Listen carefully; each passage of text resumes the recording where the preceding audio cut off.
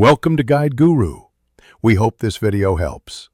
You start by opening Google Translate and confirming you're signed in. This lets the app sync language packs. Once done, check iOS updates and free space because language files can be tens to hundreds of megabytes. Make sure you're on Wi-Fi to avoid using cellular data. It's faster and cheaper. Now tap the languages entry to get to offline options, because downloading before travel saves time and prevents translation failures when you lose service.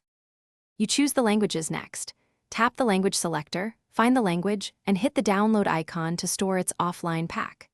While downloading, note that some packs include voice and camera models separately, so download only what you need to save space.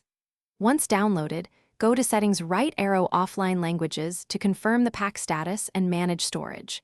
This step ensures text, voice, and camera translations work without internet, so you won't lose functionality when offline. You now use Translate Offline. Open the app, and it will automatically use offline packs when no network is available. Check for the offline label to confirm. If voice or camera answers fail, restart the app and re-download that language's specific models. Sometimes a corrupted download causes errors. If results seem inaccurate, update the language pack or enable Wi-Fi briefly so cloud models can produce higher quality translations. This final check keeps your offline